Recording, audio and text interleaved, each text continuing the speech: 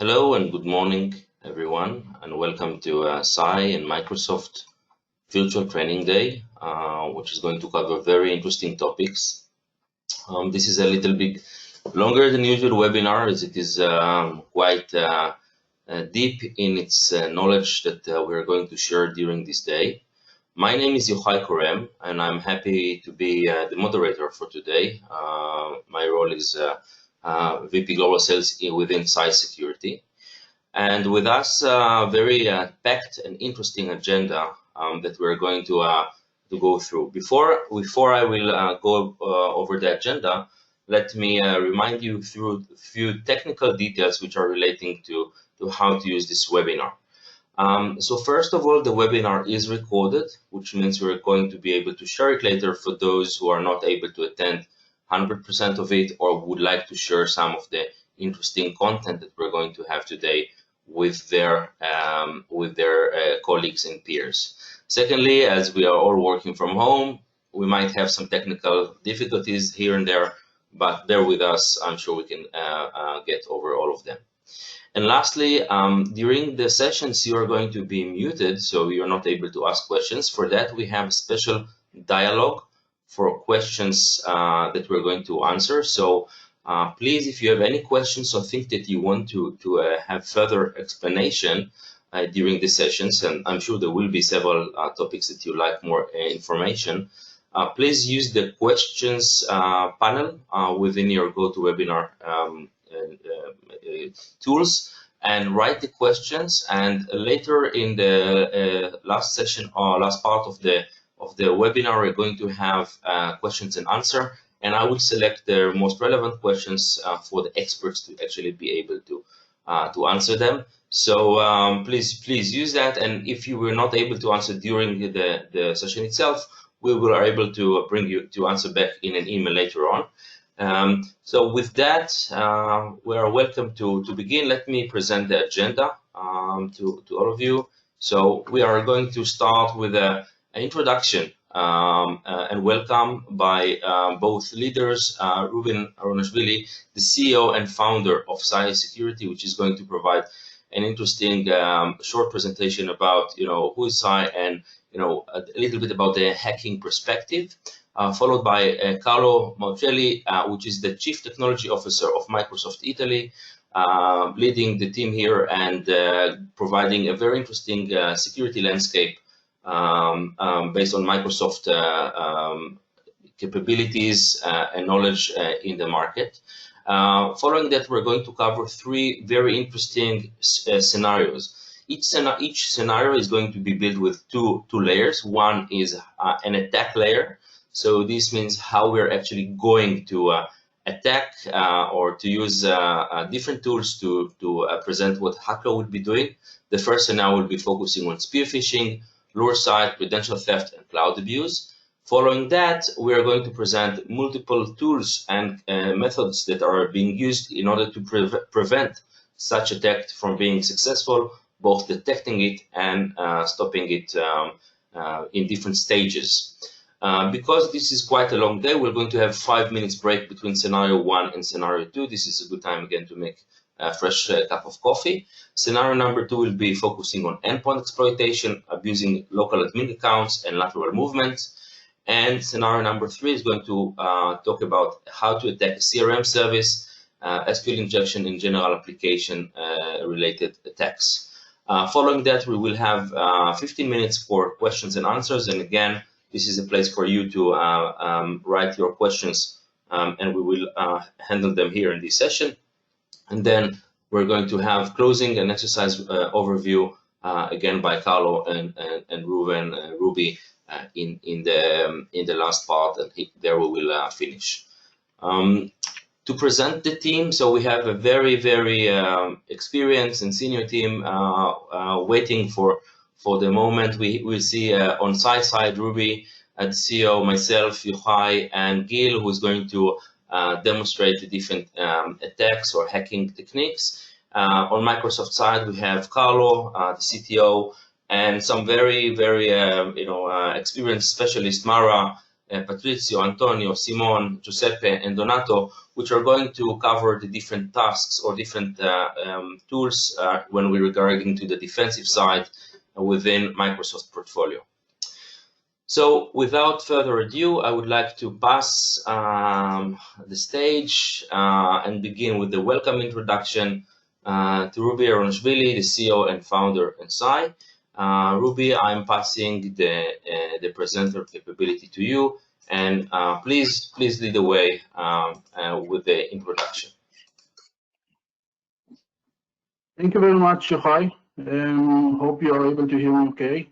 I will present my screen for a second. Do you see my screen? Do you see? Yes, Reuven, we can see your screen. Great. Yeah, 1 second. Let me change to the second one. Okay. So good morning, everyone. I want to start by wishing you a happy Passover and happy Easter to all of you around the world. I know that in this difficult time, we are all looking for some, let's say, comfort in those holidays and trying to stay more in touch and connected to our families and friends. So I'm sure that this difficult time will be behind us very soon and will become much stronger after that. I want to take you through a quick overview of what we're going to do today, and to start by giving you a really high-level understanding of what we do as a company and what we're willing to achieve today here. So very quickly, I'm Reuven Aronashvili. I'm the founder and the CEO of Cye Security. Cye was founded in 2012 by veterans of a specific cybersecurity unit, Section 21. This is the cybersecurity red team of the Israeli army. The company is backed with a very powerful technology that we are developing inside called Hiver. I'll talk about it in a second. In general, our red team includes very powerful skills coming from a military environment. The team here is really experienced with offensive and defensive capabilities.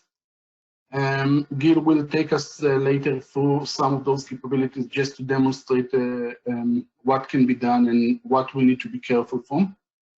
In general, we have offices in Israel. This is our headquarters. We have offices in the US, in Germany, Italy, and the UK.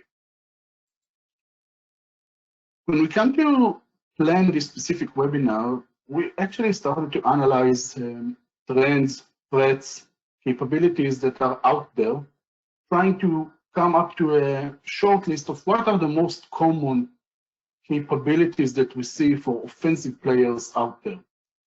And in this period, when we have the working from home as a priority, we try to take those scenarios that are the most relevant scenarios for this period and the most common attacks that we see outside, and we put them into a demonstration that we are going to take you step by step in order to show you how those are achieved and how things look like from the offensive side.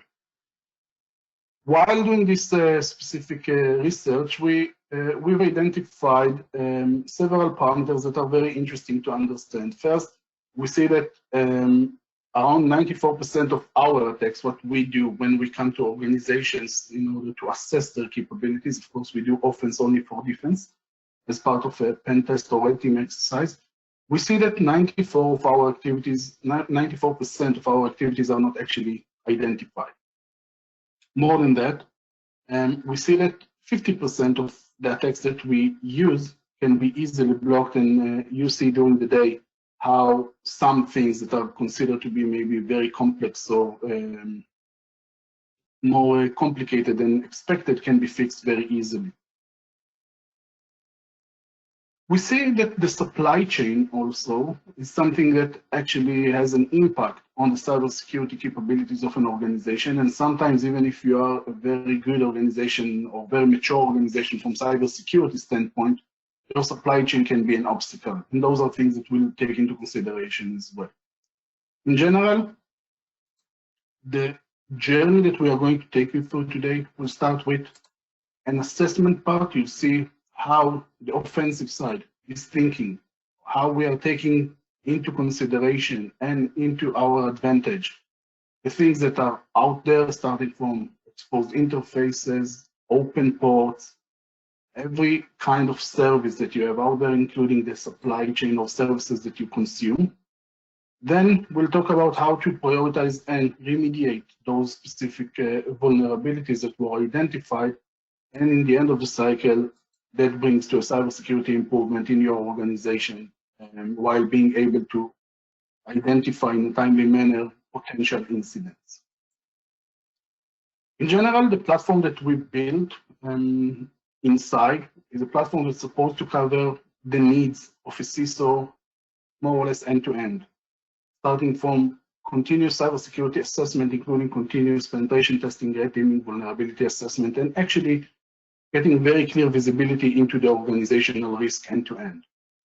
Then the strategic cyber programming, that means that we are actually taking all the identified vulnerabilities, we put them in a specific structure, which I'll show you in a second, and then going through a prioritization process that we know how to prove today that this is the optimal process for the organization. As part of this process, we take the security operations center that the organization has, either internally or as third party, and we help to optimize and enhance the capabilities that this security operations center is providing to the organization to be able to identify, detect, and respond to those kind of threats very quickly in a timely manner when the cost is still limited. Then we have a training center in which we have a very wide range of trainings, from awareness training, basic to all employees, going all the way through very technical red teaming courses in which we actually build red teams and security operations centers for organizations. First part that is included in the offering is usually the incident response SLA support, and that is a portion to cover a potential risk to the organization while being under pressure and under crisis. We are able to come up to the organization and help and support with the capabilities that the organization needs.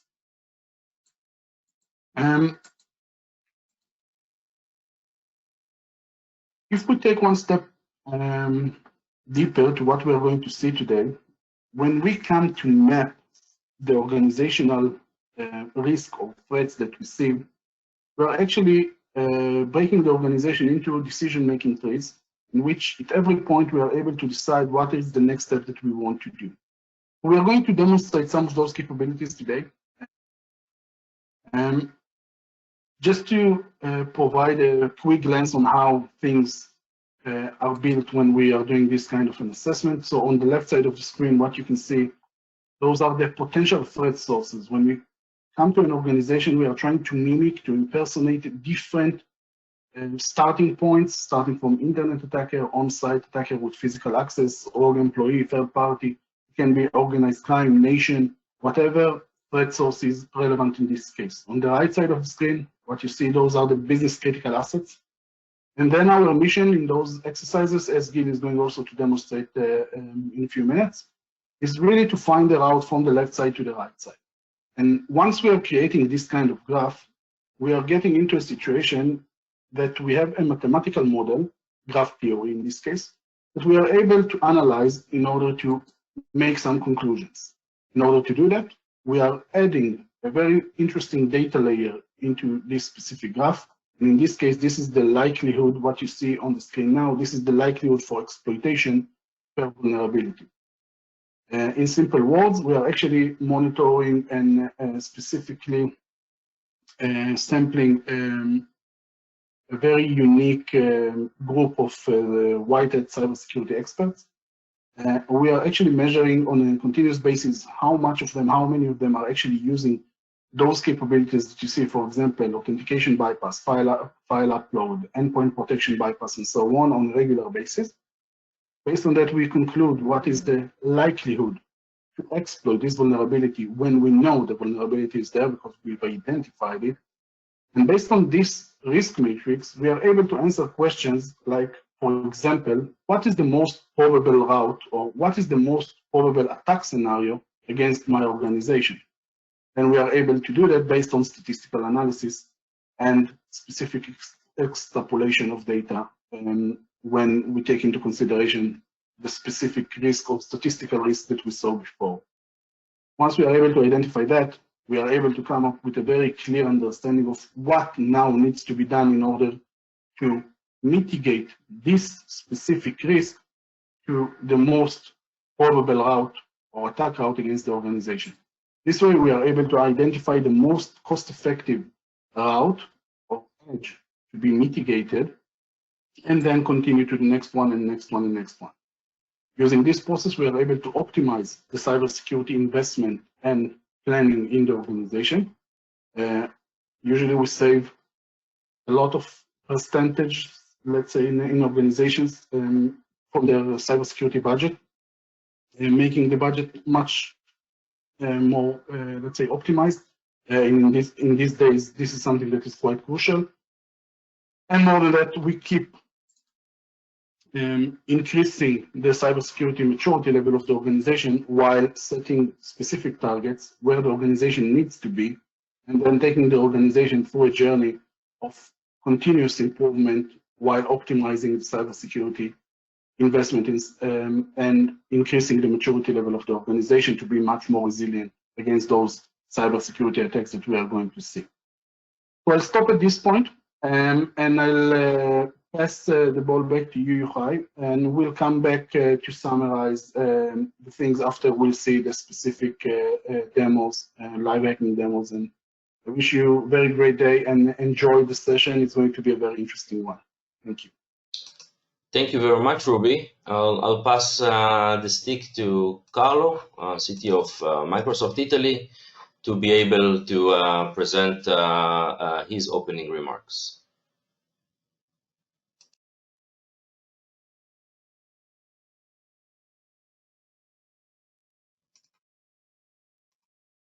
Hey, Carlo, we cannot hear you.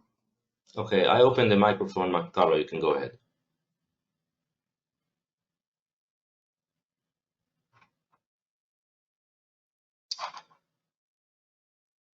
Carlo, there's still a problem with your audio. Can you try again and see what's happening?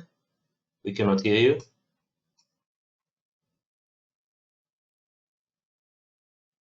No, you are still, for some reason. Hello? Now we can hear you. Thank you.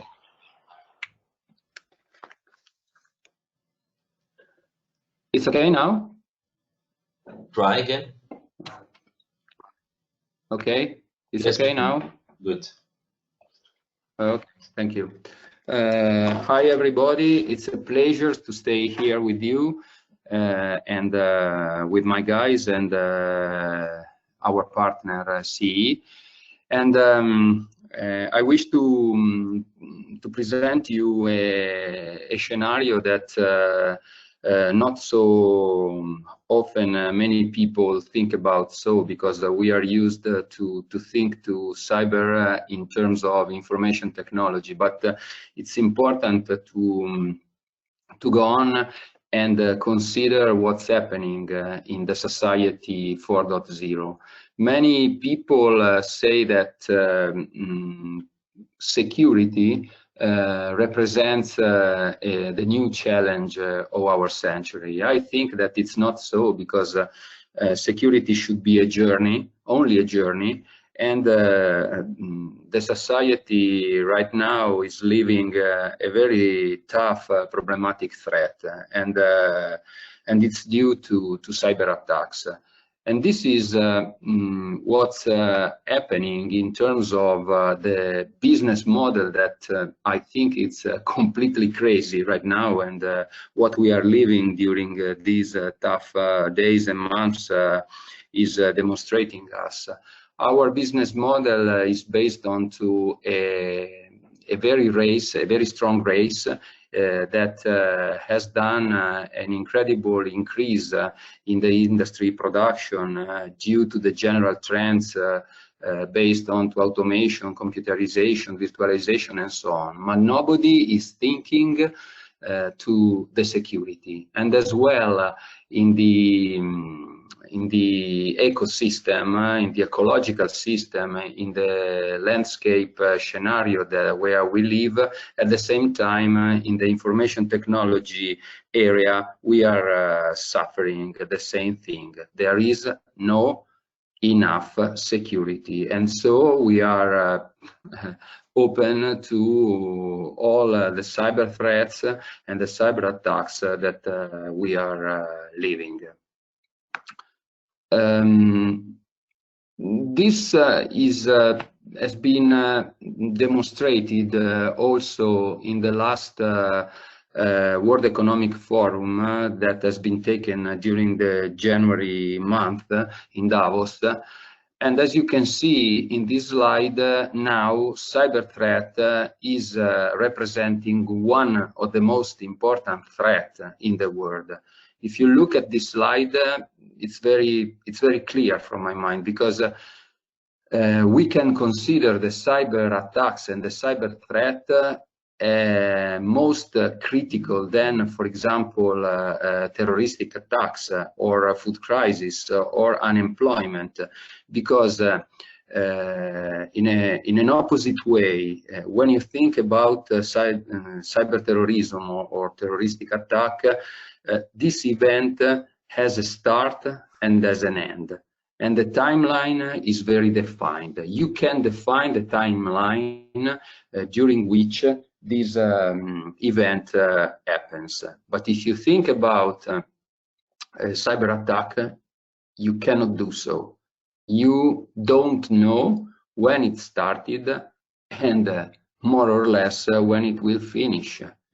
You realize that the cyber attack has happened when the disaster has been done, but you don't know for how many times the attackers are inside your infrastructure. This is terrible, because during our experiences where we have delivered many activities in terms of technical and forensics assessment, we saw that the attackers were inside the customer since 3 or 4 years before. And so this means that the cyber risk, of course, is a system risk, absolutely a system risk, because you haven't to think only to your company. I want that you are able to think larger and think to your country, and which kind of critical infrastructure companies represent or are in your company, in your country. When you think about transportation, healthcare, energy, or telco, and so on, you have to think that there is a deep cyber war between governments, between countries, that are focused onto the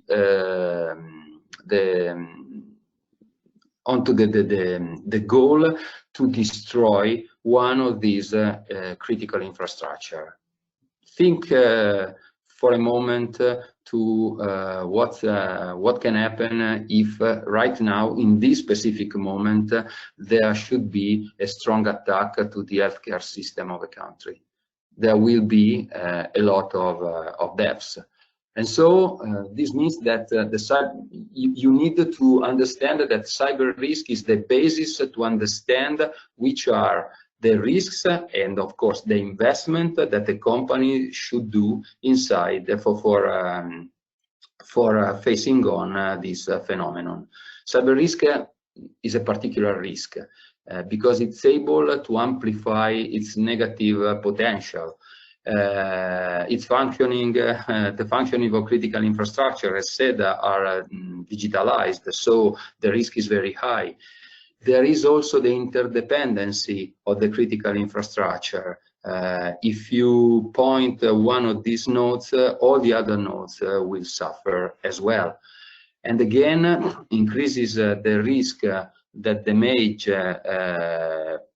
production of the system affects the surrounding node on the other end. So the only way to understand what's happening right now in the contemporary geopolitical changes is to look at 30-60 degrees and not focusing only to information technology.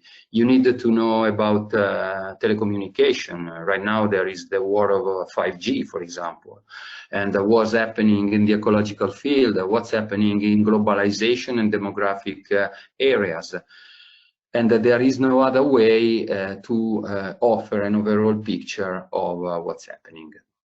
Based on to the cyber risk, what we can say? We can say that there are a long list of factors, but I think that we can reduce to 5. And these are the 5 impact factors. More or less, there is no time right now to explain each of them. I wanted to focus on first of all, the human factor. From my mind, is the most important factor for the cyber risk. What does it mean? All of us know that the digital revolution, the digital transformation has strengthened our capabilities. The social network, for example, has offered the opportunity to have many relationships at the same time in many ways. Some years ago, it was not thinkable about so, but now we are in this situation. At the same time, if you look in a negative way, we are facing the polarization of opinions.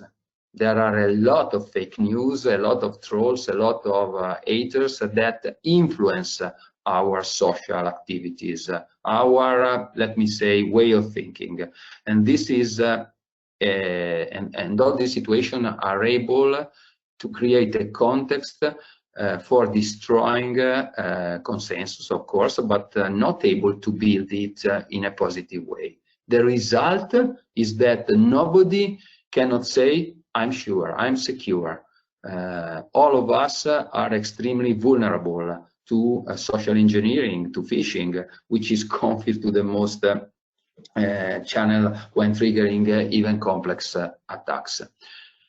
So what we can do, coming back to our job, to our area, no, based on information technology, we think that, and I don't want to say this because, of course, as Microsoft, we are a cloud provider, but I think that cloud represents a lever for create a security partnership. When you are not able to do by yourself and to secure by yourself your infrastructure, you can move some of your responsibilities to the cloud provider based onto the features, the services that you want to take on. So, for example, if we talk about software as a services, is clear that the responsibility in terms of secure the infrastructure is onto the cloud provider, and also for delivering a service that is secure by default. Of course, you are responsible for managing this service, for creating, for example, mailboxes, if we are talking about mail. But it's a way by which you can move your point from your side to another side. And this is more clear in this slide, where if you take a traditional approach, the situation is you don't have money, you have less resources, you are not able to create the right priorities in terms of what you want to secure. But if you move to the cloud, due to the fact that many of the responsibilities, or a lot of responsibilities, will pass to the cloud provider, of course, you can manage your resource in a better way. And so you can focus onto your responsibilities. So at the end of the game, it's important to create an environment that is a zero trust architecture. Zero trust architecture means that you need to create an enforcement of the security policy at the center, and you need to use all the features that starting from the devices and moving to the application, but with the center based onto the identities. And during the day we will pass through a lot of situations, critical situations, where you need to protect your identity. You are able to create, let me say, an architecture that is zero trust by default. Based on to Microsoft strategy, what we can offer to all the customers is, of course, our view of what we mean for a security strategy. Security strategy, as said, is a journey. It's a journey, and you can, and it's well represented in this slide that represents, let me say, a sort of tube, a tube with 4 lines, and each of the line is related to a specific area. So the first one is based on to identity and access management. You need to say, you need to ask to yourself, the people who is authenticating, is really him or not? This is the question by which you need to start. And so based on that, you can do a journey by which you can enforce the multi-factor authentication, you can enforce the conditional access, you can create the rules for understanding if the people can connect or cannot connect through several services. So you need to create what we mean an identity as a service. At the same time, you can move to another line that is based on to the concept of information protection. Today, and for Europe, it's very clear due to the GDPR, you need to create the condition for secure our information. It's too important. And as you can see, the line is based on to several stops. Each of these stops represent a little brick in the wall, so you can build your house of your information protection. And going on, of course, it's absolutely important to prevent the events, and this is based on the threat management line, using endpoint protection, behavioral analytics, secure modern workplace, secure administrative workstation, and so on. You can create the basis by which you can put in safety each endpoint of your network. At the end, of course, there is the management, the security management, that in all the cases based on to all the signals that are coming from each of the endpoint. We think that again, cloud represents a lever for understanding better and for creating the basis for using machine learning and artificial intelligence algorithms in order to fight the new threat. Azure Sentinel represents a new CM based on to cloud, completely integrated in our platform. Just for ending, you will cover today what is the defense phase by Microsoft, thanks to the attack phase by CE. And for each of the phases of a typical attack chain, we can protect each of the phases using our solutions that are completely integrated in our system. You cannot, let me say, deploy anything, because this kind of solutions are completely integrated in the system, and so are based only onto the license that you have or you don't have.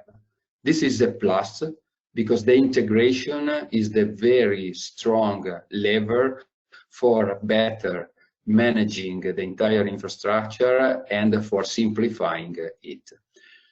So the conclusions. Total security, of course, is a conditional that is not achievable. You need to understand this point. Of course, the context is very complex, and you need to understand that the part of cyber risk is not mitigable, but you are the lever for eliminate part of the risk, moving part of the risk, transfer it to, for example, cloud providers, and accept the risk, because in our life every day we accept a risk.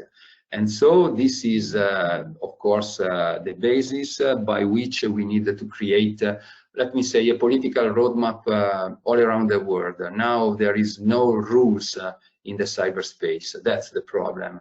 And as Microsoft, we have already created a lot of association in order to define rules and policies onto which all the countries, all the governments should point. But as JFK said, and this person is more famous than I am, a community accepts the challenges it faces, and because they are not simple, but all of us have the opportunity to capitalize on the best of our abilities and our commitment. So thank you very much, and enjoy for this morning. Carlo,